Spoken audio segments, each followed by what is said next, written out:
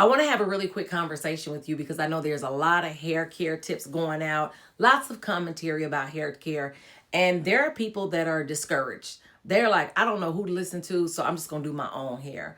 Even when it comes to hair care products, people have been bamboozled, led astray, run amok. And so now when it comes to people like me who own my own business, they don't trust us anymore because some people have messed it up. And sometimes it's not the owner. Sometimes it could be the very people who use the products.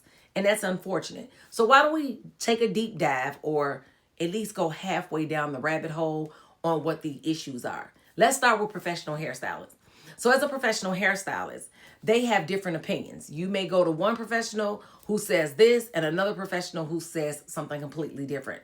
Well, the issue there could be a couple of things. One professional could solely deal with, let's say, silk press, straight hair. So they have their idea of what works for natural hair, but they don't do natural hair in twists or cornrows, things of that nature. I think you get my point, right? So when you're going to a professional who only deals in silk press, sometimes their advice is going to be very different than a professional who does twist and all of the natural looking hairstyles that we all love, or at least most of us anyway.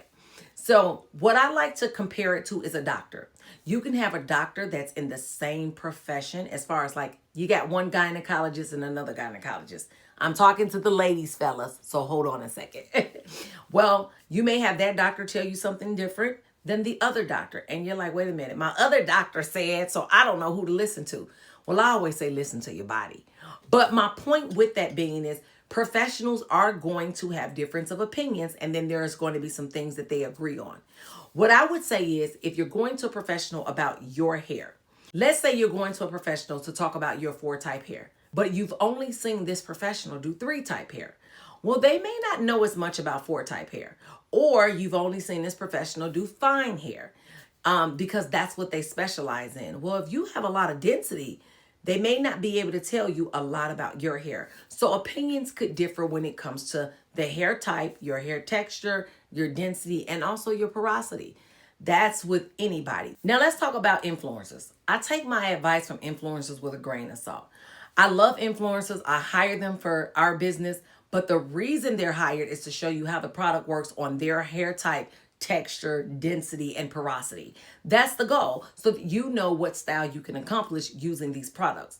However, when an influencer gives you tips or advice on what to do to your hair, it may not always be good advice because your hair texture, remember I just said that, type, density, and porosity may be very different from theirs. And so they can only tell you what works for their hair.